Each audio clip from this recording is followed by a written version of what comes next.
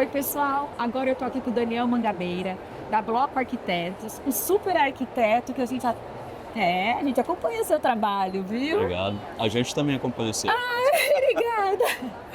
Ai, e a gente tem muito orgulho de ver você assim, tão, né, fazendo tanta coisa legal e vai, claro, do call do ano passado foi o que a gente mais gostou, mas aí. Mas, Daniel, a gente queria falar com você uma coisa bem informal assim. Como você tem visto a mudança do morar dos seus clientes e que tipo que o escritório atende mais, que tipo de cliente vocês atendem mais? Queria que você contasse um pouquinho do seu escritório também pra gente, por favor. O morar em si, a gente não tem visto tanta mudança. Tá. O que a gente tem visto é uma preocupação dos clientes em priorizar o conforto. Isso é muito bacana, porque antes a gente via muita gente querendo priorizar a possibilidade de receber amigos, né, de receber famílias. E essa introspecção é algo que a gente está vendo dos clientes, está vendo de uma maneira bem consistente e constante. Eu disse, olha, eu quero fazer a casa para mim, eu não quero fazer a casa para os outros. Então acho que esse é bom, é bom. E isso diz muito também, por exemplo, eu não vou fazer propaganda, mas já fazendo, diz muito a respeito dos produtos da Lepre também. Porque a gente costuma trabalhar com materiais que são verdadeiros. A gente não costuma utilizar um material que imita outro. Aliás, a palavra imitação é uma coisa que não acontece dentro do escritório. A gente sentou aqui, aliás, que é o seu produto. É, exatamente, que a gente usou ano passado. Exato. Então, assim, se é uma cerâmica de verdade, não é uma porcelanato imitando cerâmica, entendeu? Tá. E eu acho que isso é um pouco, reflete um pouco a verdade dos produtos e a verdade do projeto. Porque essa conexão que o cliente cria com o produto, com o ambiente, com história, e a gente vê essa história passar, o material envelhecer, a gente não vê essa, de maneira geral, acontecendo uma valorização do envelhecimento. E o envelhecimento é bonito do material, sabe? Sim. Ele não permanecer intacto durante o passar do tempo. Eu acho que aqui, por exemplo, a gente tem um material que mostra a história, que mostra a vida, né? E é um passar do tempo bonito. É isso que é bonito. E, na verdade, eu acho que quanto mais tempo se passa, mais bonito o material fica. Eu também, Sabe? mas eu, né? Mas isso eu acho que é uma consciência que tá acontecendo. Está acontecendo mesmo. Acontecendo, você tem visto A gente isso tem nos visto. seus clientes. Então é por isso que não a mudança do morar, mas a mudança de como isso está, né, tá alterando. Tá. Isso. Qual foi a outra Isso, pergunta que você fez? o seu escritório lá, conta um pouquinho como que é seu escritório, fica em Brasília. Olha, eu sou sócio de dois outros arquitetos, o Matheus e Henrique, a gente tem um bloco arquitetos. É um escritório sediado em Brasília, mas a gente tem projetos pelo país, temos alguns projetos fora também, Portugal e Estados Unidos, uma casa agora que está sendo construída em Portugal. E conta da Bienal que você vai. E a gente ganhou com um plano coletivo, que é um grupo de arquitetos lá de Brasília. Tem arquitetos de São Paulo, de Porto Alegre, do Rio de Janeiro, tem outros profissionais envolvidos também. É um grupo grande, por isso é um coletivo. Que legal! A gente ganhou a curadoria da Bienal de Arquitetura de Veneza. Então nós seremos os representantes do Brasil nessa Bienal que vai acontecer em maio. Nossa, o Brasil vai estar super bem. Espero que sim. A gente está bem animado com a receptividade da empresa, né? Foi a Bienal de São Paulo que organiza isso junto com o Ministério da Cultura. Então vai ser uma experiência muito bacana. E a gente trabalha com diversos tipos de programa também, além de arquitetura temporária, porque a gente faz, né, a efêmera, que a gente fez o pavilhão da Docol no ano passado, com o produto de vocês. Já fizemos no ano anterior. Ano passado a gente ganhou o IF e ganhamos de novo. Nossa, Exatamente. parabéns. Muito bacana. Não, Então, é recompensador, né? Isso. o reconhecimento. O reconhecimento, E do maior prêmio de design do planeta. Então isso a gente ficou bem feliz. E trabalhamos Sim. muito na escala residencial e comercial. A gente tem projetos aqui em São Paulo também, na Bahia, no Rio, enfim. É um escritório que, apesar de ser sediado numa cidade, e acho que pós-pandemia isso mudou muito. É. A possibilidade da gente atuar em diferentes sítios, em diferentes regiões. Eu acho que é muito difícil a gente falar de ponto positivo da pandemia, mas acho que Dá pelo para menos a atender cliente abertura, online, se diz. a abertura para isso aconteceu. E dá, E dá. e é possível. É possível, sim. A não ser quando. Ah, mas aí pega um avião e vem. Precisar Isso. encontrar ao Ou no vivo. computador. Computador, é Computador a gente verdade. consegue tranquilamente. Esse projeto que a gente fez em Nova Jersey, Ah, o cliente contratou a gente, é um cliente americano que contratou a gente por e-mail, fizemos reuniões online, aprovamos o projeto, a gente viu pelo Google Maps, a gente conseguiu ver todo o terreno, ele bateu 1000 fotos, fez vídeos. E a primeira vez que a gente foi visitar o terreno, o projeto já estava aprovado na prefeitura, então é interessante. que legal, mas O de até Portugal, isso. o de Portugal a gente não conhece o terreno, eu não tive presente. Mas a tecnologia hoje permite isso. Ai, mas eu não pensei que até nesse ponto. Permite total. A gente tem um arquiteto americano, representante, é obrigatório, assim como no Brasil também. Mas a gente tem a possibilidade agora de atuar em diversos campos através da tecnologia. Não apenas de reunião, mas de criação desse Conseguiu processo. visualizar ali, entender como era o terreno para poder fazer. A gente não conhecia. Inclusive, aqui no Brasil mesmo, a gente fechou projetos com clientes sem saber, sem ver o cliente pessoalmente. É muito louco. Olha, Um cliente de Brasília, vocês não viram, você não. a gente só conheceu quando começou a obra. É muito maluco. Isso Muito é muito... mal. Isso só a pandemia possibilitou mesmo, porque a gente tinha muito receio, né, do online antes, né? Achava limitado, né? Achava limitado, Eu não é a acho que mesma o coisa. online é muito limitado para criação, para processo criativo. Foi um período Tá. difícil para o escritório, porque a interação de desenho, de pensamento, quando você tem sócios, e a gente atua muito com equipe, não somos Tá. só nós três, a equipe toda, né?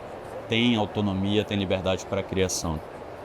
Então esse contato físico é muito mais É fácil. importante, né? É.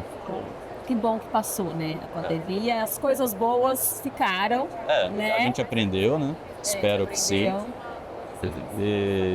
Sigamos. Sigamos. E aí agora eu tenho uma curiosidade minha. Como é que você decidiu fazer arquitetura? Como que aconteceu? Não sei se Como o você sotaque montou? apareceu, mas eu sou baiano. Ah, você é Eu baiano? sou baiano. É que eu acho o sotaque do pessoal de Brasília É meio disforme.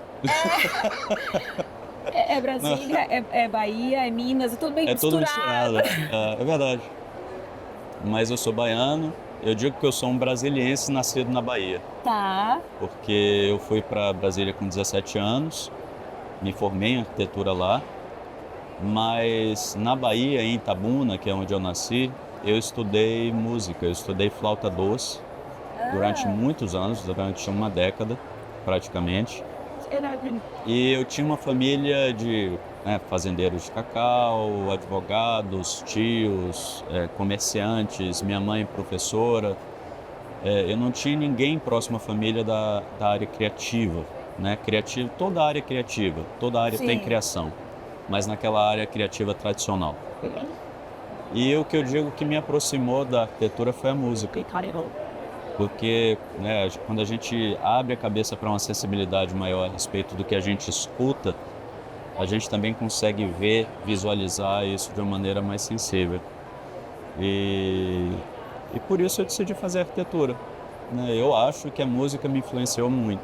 E você ter ido para Brasília também, talvez, ou não necessariamente? Não Tá. necessariamente, porque eu fui para Brasília com 17 anos, fiz o meu terceiro ano lá, que na época era terceiro ano científico, eu tenho 50 anos já, e aí passei no vestibular e entrei na faculdade, né?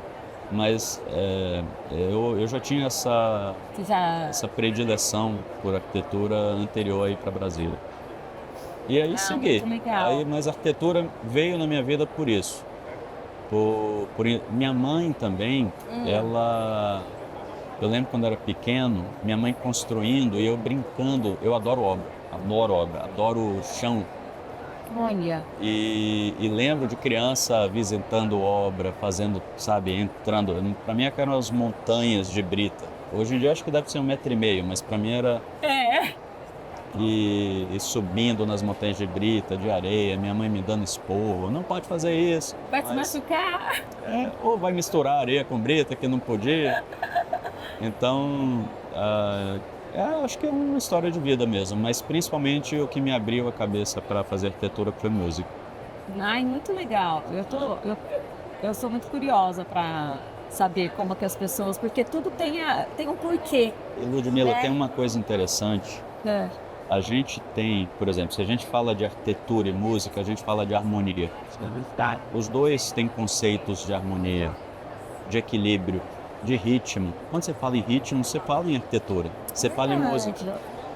Então, são conceitos da área né, da arte, se eu posso chamar arquitetura de arte, Claro. que são, não sei, isso é um outro tema mais complexo. Tá. Mas são conceitos que interagem, são princípios que fazem parte das duas disciplinas. Essa conexão ela acontece de maneira muito forte, né? Tem uma obra, Le Corbusier, que é o arquiteto, enfim, talvez quem é arquiteto com certeza conhece, um arquiteto francês, pai do modernismo, que trabalhou com outro arquiteto chama Yannis Xenakis. E tem um edifício chama La Tourette, na França, que ele também era arquiteto e compositor de música clássica.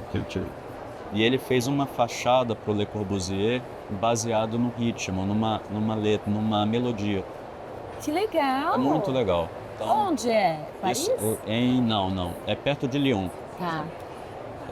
Foi um dos prédios que mais me emocionou na vida. Acho que se puder botar uma fotinha A assim. gente põe. A gente pega uma fotinho pra pôr. Mas Claro. La Tourette é uma fachada toda verticalizada, é muito bonito o projeto. Então essa relação direta entre música e arquitetura acontece em vários campos, muitos campos. A gente tem muitos exemplos aqui não sei se aqui no Brasil, Tá. mas a gente tem essa sensibilidade para entender que a arquitetura, né, Schopenhauer dizia que a arquitetura é música congelada. Então tem uma relação muito mais direta. ligação do que a gente pensa, Muito né? mais. Muito mais. Eu sou formada em administração, mas eu gosto muito dessa área criativa. Eu vou fazer um curso na área agora esse ano, ou design de interiores, ou alguma coisa. E muita gente me pergunta a respeito de arquitetura e design de interior. Design de interior é diferente de arquitetura de interior. Tá. Olha lá, me conta então. A arquitetura de interior pensa um espaço de uma maneira conectada com a materialidade, com o físico duradouro. O design de interior não necessariamente. Então, o design de interior pensa mobiliário, pensa, né, às vezes, revestimentos, um papel de parede. A arquitetura de interior ela tem o predicado de fazer algo que tem uma relação com o contexto. Vou dar um exemplo. Sim. A gente pega um edifício moderno, né, vamos dizer, pega o Copan, Tá. aqui em São Paulo, que é um exemplo que talvez todo mundo Icônico, conheça, é. icônico. E imagina se a gente bota o interior neoclássico. Eu acho muito difícil a arquitetura de interior ser representada por isso. O design de interior não. Se a gente pensa o design de interior, às vezes de uma maneira irônica ou de uma maneira engraçada, ele pode ter esse papel, entendeu? De acrescentar algo que não tenha relação com o contexto. A arquitetura de interior eu acho muito mais difícil isso acontecer. Então há uma sutileza de compreensão entre os dois. Eu acho. Essa é uma opinião completamente... Não, com certeza. Com certeza, mas então eu vou dar mais uma pensada. É que a arquitetura Não. são muitos anos. Mas então, mas eu não tô Não, dando... você não está comparando. Não, Você não só tô, está eu mostrando tô... a diferença. Exatamente. A ideia é compreender qual a diferença entre as duas disciplinas, Não, isso entendeu? eu vou saber As duas atuações. na hora de decidir. É, é isso. É isso. Muito obrigada. Obrigada por você ter vindo. Eu sei que você pegou um super demais. trânsito, mas Não, São Paulo tá normal. obrigada mesmo. É. E revestir também, né? Porque muita revestir. gente querendo ver. Parabéns, viu, pelo pavilhão, pelo stand. Parabéns pro Alê também. Ele deve estar chegando aí daqui a pouco. É muito bom ver aqui. Parabéns pelo produto que vocês desenvolvem. Você sabe que a gente é fã, não precisa falar, pelas novidades que vocês estão apresentando. Então, Obrigada. isso Eu é quero muito te apresentar muito de bom novo pra gente. agora com o stand pronto. É muito bom pra gente profissional. E isso é outra coisa que eu queria falar. O arquiteto, ele não pode só ficar relacionado... Isso eu conto na minha área. A gente, às vezes, é muito fechado para algumas discussões, E o arquiteto, ele é muito em si mesmado. Então, a Revestir é muito interessante para ver o que a indústria nacional está produzindo. Qual a inovação que a indústria nacional está trazendo para o mercado brasileiro, porque a gente produz no Brasil, a gente precisa de matéria do Brasil. Então, essa identidade brasileira está diretamente relacionada com o produto que a gente usa. Não só o pensamento da materialidade daquela edificação, mas o material que está sendo utilizado naquela edificação. Então, essa iniciativa, né, de se fazer uma feira, que é a maior feira de revestimentos da América Latina, para mostrar os produtos, no caso da LEP aqui, né, no caso da Docol, no caso de diversas outras empresas, do que essa indústria está criando para o mercado nacional. Precisa. É bonito de ver, sabe? E me dá orgulho como brasileiro ver isso aqui acontecendo. Então, parabéns mesmo. Ai, que bom que você gosta. Aqui em São Paulo, como tem muito trânsito, então, às vezes eu tenho a impressão, não sei, que os arquitetos de São Paulo não valorizam tanto quanto os arquitetos de fora. E os lojistas, não sei, eles marcam na agenda, igual Milão. Eles marcam na agenda Revestir. Aqui em São Paulo, a gente fala, gente, importante, né? Porque, por mais que a gente tenha showroom, não é a mesma coisa. Não é exposição, não vai ter tudo igual, não tem como. E não vai conseguir medir, por exemplo, lançamentos. Eu não sei se vocês têm isso aqui, mas por exemplo, tem outras empresas que lançam um produto aqui para entender se o mercado vai gostar ou não. Eu vou te mostrar aqui, tem vários acabamentos, que tem 4 acabamentos. A gente está fazendo uma pesquisa. Qual que o pessoal gosta mais? Exatamente, é isso. E aí a feira é bom para isso, né? Para entender, até para o profissional se colocar assim, olha, eu quero esse material no meu projeto. E então, a gente também decidiu o que lança primeiro. Também. O que tem que chegar primeiro nas lojas, não é? Porque às vezes tem tanto lançamento. Se perde, né? Para a fábrica não é fácil. Não, mas o meu elogio é verdadeiro mesmo, assim, a respeito dessa disponibilidade. Outra coisa, disponibilidade que vocês têm de adequação de produto, isso é muito legal. Sabe, da gente entrar em contato, a abertura que vocês dão para a gente experimentar material. É esse aqui que a gente usou no stand do ano passado. Então, qual é a resistência dele, como é que esse material se comporta, esses dados técnicos que a gente, como profissional, precisa ter. Enfim, não é uma propaganda que eu estou fazendo para Revestir, mas é porque eu realmente acho importante. É verdadeiro, né? Você usou, a gente realmente...